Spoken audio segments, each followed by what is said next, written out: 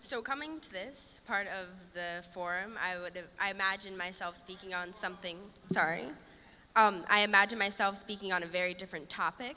I thought I'd be running down a few of the excuse me, a few of the accomplishments of the block, expressing our next steps, where we've been, and sharing a bit of why we have to get involved in this movement to affirm Black lives. However, while observing some of the panels here and hearing from amazing speakers about their brave stories and listening to the responses of engaged audiences, I was driven to speak on something a little bit different, but still extremely crucial to the understanding of how to properly and effectively take part in the movement that has been brewing in this country for centuries. Something that happens daily in Baltimore City Public Schools, and from what I have heard from my peers across the country in their schools as well, is that schools are filled with Black children, and therefore Black potential and Black futures, and arguably most importantly, but most neglected, is the fact that these schools are filled with Black histories, right? So, what we see a lot of is that in these schools, is Black children being taught that their histories by white teachers via their own biases and through the work of white scholars. Our histories are treated like a disease better off forgotten, therefore our Black lives are pathologized, and therefore our futures are non-existent. We have Black professors who are called progressives, who truly believe that Black scholarship only began at the Bill of Sale when we stepped off of slave ships, but never acknowledged anything before that. Our children are not being taught the ideals of Sankofa, and we are footnotes in European history. And what's interesting is that we all know this to be true. What I say thus far is not novel, and quite honestly is talked about entirely too much, and nothing is done about it. But then you come to this amazingly inspiring forum called the Left Forum, and immediately the same exact memories and experiences of never learning truly your history are triggered. Even the name of this conference sparked something in me that seemed potentially problematic.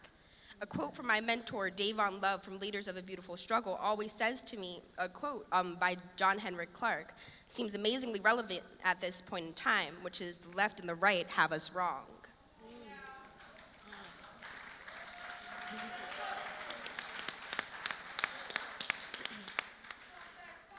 The fact that this whole notion of what is left and what is right is derived from European intellectual traditions,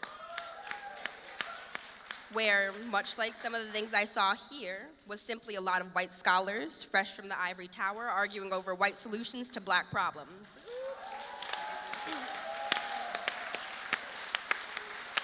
Therefore, what is usually referred to as the left, in the words of Harold Cruz in the book that I'm reading currently, is really a white social world colored and infused with the implicit assumptions of that ethnic group. And all that's happening is that we continue to frame out Black scholarship, and we delegitimize the Black people who are of and from these disposable populations that we are trying so desperately to help, AKA we are ignoring those who are the only ones who know the needs and therefore the solutions for Black people.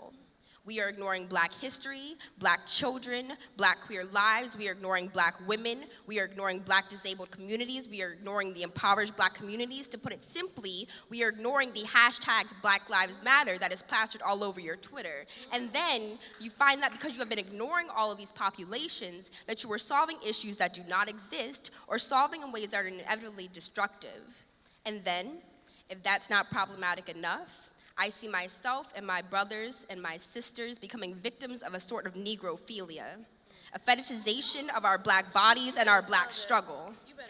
We are being made into pets for those white allies who need someone to soothe their white guilt.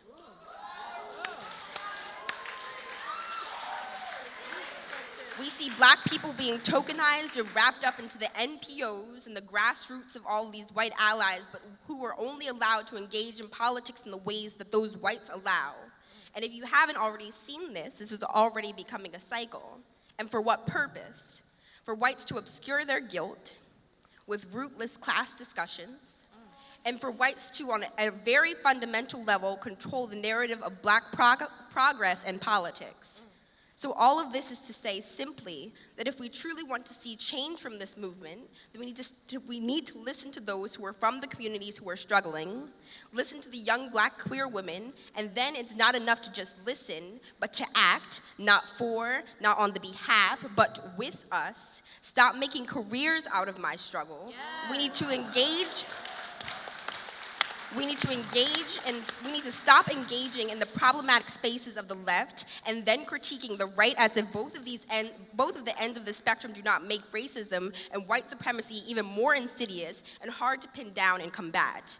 We need to let the Black lives, the Black babies, the Black history, the Black sexuality, the Black rage, the Black futures that we continue to say matter speak.